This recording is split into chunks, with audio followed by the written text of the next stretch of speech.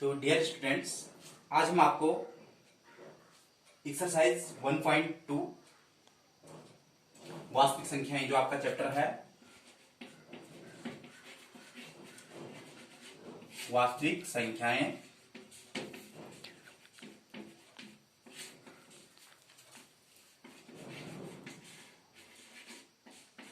Real numbers, इसमें आपको हम आज एक्सरसाइज 1.2 पढ़ाएंगे। और ध्यान से देखें, इसमें जो पहला क्वेश्चन आपका, निम्नलिखित संख्याओं को अभाज्य गुणनखंडों के गुणनफल के रूप में व्यक्त कीजिए।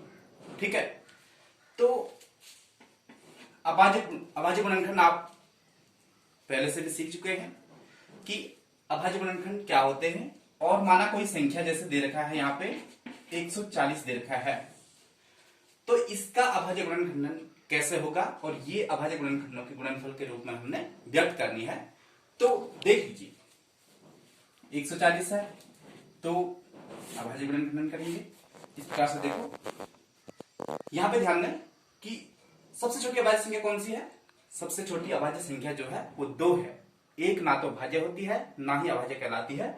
और उसके बाद 3 है अभाज्य संख्या, फिर 5 है, फिर 7 है, फिर 11 है और फिर 13 है। इस प्रकार से आगे अभाज्य संख्याएं हैं। तो आपने ध्यान देना है कि अभाज्य संख्याएं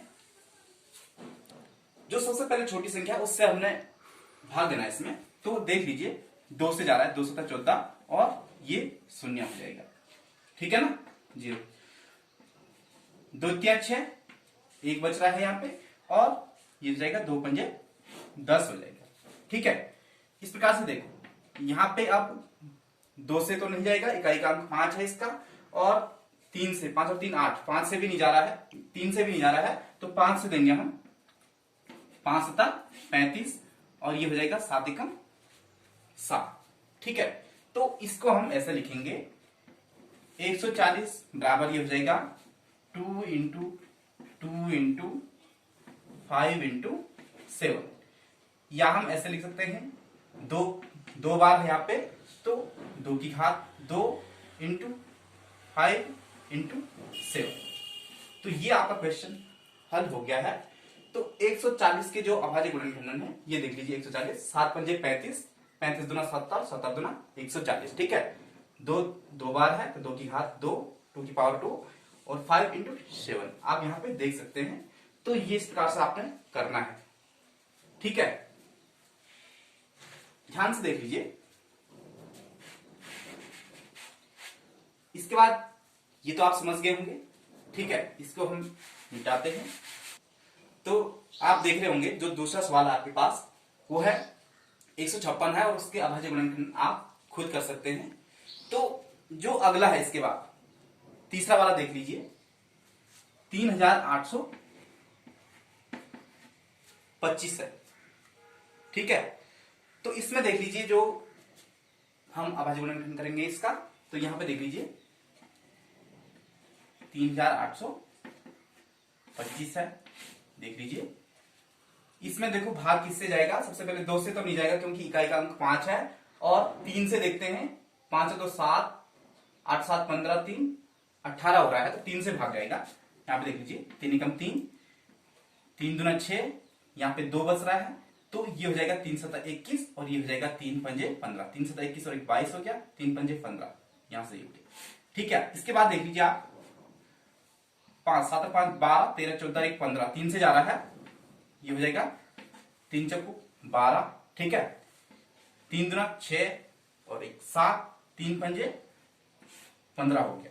फिर देखो जा रहा है 5 2 7 और 4 11। अब देख लीजिए कि इसमें 3 से भाग तो नहीं जाएगा क्योंकि इनका जो टोटल हो रहा है वो 3 का गुणज नहीं बन रहा है। तो यहां पे देख लीजिए आप।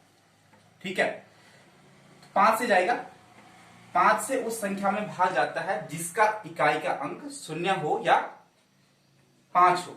ये आप ध्यान से देखें, यहां पे देख लीजिए, ये 425 है, तो 5 8 40 हो रहा है, 2 बच रहा है और ये 5 पंजे 25 हो जाएगा। फिर यहां पे देख लीजिए 8 5 13, ये फिर 5 से होगा, 5 कम 5, 3 बच रहा है, 5 3 8, 5 7 35। अब आप यहां पे देख लीजिए 17 तो एक अभाज्य संख्या है, इसमें क्या होगा कि 17 17 एकम 17 हो जाएगा। ठीक है, तो आप इसको इस प्रकार लिख सकते हैं 3825 बराबर ये हो जाएगा 3 × 5 × 5 × 70। ठीक है, यहां पे मैंने आपको पहले सवाल में कहा है कि यहां पे 2 बार 3 है, 2 बार 5 है, तो 3 की घात 2 हो जाएगी और 5 की घात भी 2 हो जाएगी और ये 17। ठीक है, तो इस प्रकार से ये हो जाएगा। ध्यान से देख लो आप 3825, ये देख लो गुणनफल इसका ये आएगा। तो ये तीसरा सवाल भी आपका इसमें हल हो गया है। तो आप देखेंगे कि जो इससे पहला क्वेश्चन मैंने कराया है, इसमें सारे सवाल ऐसे होंगे, आपने अभाज्य संख्या से भाग देना है। एक चीज और है कि जो आपको मैंने बताया था कि जैसे 2, 3, 5, 7 और 11 ये अभाज्य संख्याएं हैं, आगे 13 है। तो जैसे 9 आप ये ना माने कि ये अभाज्य संख्या है, ये एक विषम संख्या है लेकिन अभाज्य नहीं है, ये आप ध्यान में रखें। तो जो आपका प्रश्नावली 1.2 का दूसरा क्वेश्चन है उसको मैं आपको करवा रहा हूं। पूर्णांकों के निम्नलिखित युग्मों के महत्तम समापवर्तक HCF निकालना है इसमें, और लघुत्तम समापवर्तक ज्ञात कीजिए LCM, तथा इसकी जांच कीजिए कि दो संख्याओं का गुणनफल HCF × LCM है। ठीक है, तो इसमें देख लीजिए हमारे पास दे रखा है 26 और 91। ठीक है, ध्यान से देख लीजिए। तो हमने पहले इसका HCF निकालते हैं, गुणनखंड विधि द्वारा निकालेंगे, ये गुणनखंड विधि द्वारा निकालेंगे इसमें। तो देख लीजिए अभाज्य गुणनखंड विधि द्वारा 2 × 2 2 × 6, इसमें जो है 13 तो एक अभाज्य संख्या है आप जानते हैं, इसलिए 13 का ही भाग जाएगा। ठीक है, ये हो गया। दूसरा है 26 का निकालेंगे, तो देख लीजिए 91 है, 26 और 91 का निकालेंगे। ठीक है, तो यहां पे देख लीजिए इसमें किसका जा सकता है 9 और 1 10, इसमें 3 का भी नहीं जाएगा, 2 का भी नहीं जाएगा, 5 का भी नहीं जाएगा, इकाई अंक 5 नहीं है, 7 का जा सकता है। देख लीजिए 7 एकम 7, 2 बच रहा है, 7 2 9, 7 या 21 ये हो जाएगा। और यहाँ पे फिर 13 अभाज्य संख्या है, तो 13 एकम 13 हो जाएगा। ठीक है, तो इसका जो HCF आएगा 26 हुआ 91 का HCF। देख लीजिए इसके गुणनखंड क्या है, 26 के जो गुणनखंड है 2 × 13 और 91 के जो गुणनखंड आ रहे हैं 7 × 13। ठीक है, तो आपने ये देखना है कि इसमें जो सार गुणनखंड होगा ये अभाज्य गुणनखंड विधि द्वारा मौसूफ हुआ है। इसमें देखो 7 अलग है, 2 अलग है, तो ये तो एक समान नहीं है, लेकिन 13 और 13 एक समान है, तो इनका HCF क्या हो जाएगा 26 और 91 का HCF बराबर 13। देख लीजिए इसका जो HCF आएगा वो 13 आएगा। ठीक है, तो बेटा अभी आपने देखा होगा कि हमने इसका अभाज्य गुणनखंड विधि द्वारा HCF निकाला है, और इसके बाद जो हम करेंगे वो LCM निकालेंगे। ठीक है, 26 और 91 वो संख्या है, 26 और 91 इसका हम LCM निकालेंगे, लोएस्ट कॉमन मल्टीपल। ठीक है, लॉस ऑफ निकालेंगे। तो देख लीजिए 26 और 91, इसमें हम ऐसे करेंगे, देख लो भाग देंगे, 2 से जा रहा है इसमें, 2 × 2 2 × 6, इसमें तो 2 से नहीं जाएगा, तो इसलिए इसको ऐसे ही उतार देंगे। ठीक है, अब यहां पे देख लीजिए किससे जाएगा, इसमें 13 से ही जाएगा, और इसमें 7 से गया था आपने देखा होगा, तो देख लो 7 13 ऐसे आ जाएगा, और यहां पे 7 × 7 2 9 7 या 21। देख लीजिए अब ये हो जाएगा 13 × 13 और ये हो जाएगा 13 × 13। ध्यान से देख लीजिए। ठीक है, तो इसका जो LCM आ रहा है 26 हुआ 91 का LCM।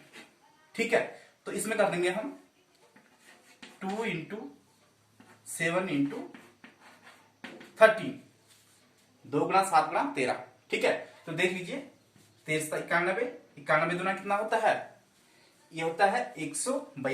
91, 13 91, 91 दुना 182। ठीक है, तो 26 और 91 का एलसीएम बराबर 182 आया।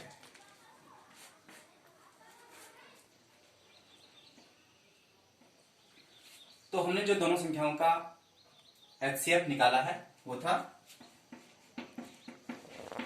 एचसीएफ था 13 और जो एलसीएम आया है, एचसीएफ मौसाफक और एलसीएम लघुत्तम समापवर्ती जो आया है वो आया था 182। तो अब हमने क्या करना है, इन दो संख्याओं को देख लीजिए, एचसीएफ और एलसीएम जो आया है, इनका जो गुणनफल है वो दोनों संख्याओं के गुणनफल के बराबर है। तो ये जांच करनी है हमने, तो देख लीजिए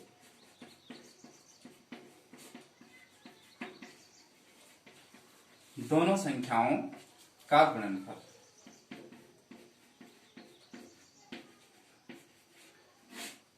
ये आप देख सकते हैं कि जो संख्याएं हमारे पास थी 26 और 91, तो 26 गुणा 91 हो जाएगा। ठीक है, और इसको यदि हम करेंगे तो देख सकते हैं आप। ठीक है, इसको अलग से गुणा करें, जैसे ये है 26 गुणा 91, 1 छक्का 6, 2, 9 छक्का 54 का 4, हासिल 5, 9 दूना 18, 5 होता है 23। ठीक है, तो ये 6 हो गया, 4 2 6 और 3 और 2, तो ये आ रहा आपका 2366। आप ये अलग से गुणा कर सकते हैं। ठीक है, इसके बाद इसको मिटा रहा हूं, ये रफ्तार अलग से करना आपने। ठीक है, इसके बाद HCF into LCM, HCF into LCM. ठीक है, एचसीएफ हमारे पास 13 है और एलसीएम हमारे पास 182 है। ठीक है, तो इसको 182 इंटू 13 करो या 13 गुणा 182 करो, तो यहां पे देख लो 182 इंटू 13 करते हैं हम। ठीक है, क्योंकि ऐसे में सरल जाए करने के लिए 13 दूना 26 हुआ, 13 दूना 26 हासिल हो गई 2, 13 104। ठीक है, और 2 होता है 106 हो गया, 106 की हासिल हो गई 10, 13 कम 13 और 10 23 का 3 हासिल 2, ये हो गया 2366 बराबर 2366। तो आप यहां पे देख लीजिए दोनों संख्याओं का जो गुणनफल आया है 2366 और एचसीएफ इंटू एलसीएम जो किया हमने वो भी 2366। ठीक है ना, तो क्या लिखेंगे, अतः दोनों संख्याओं का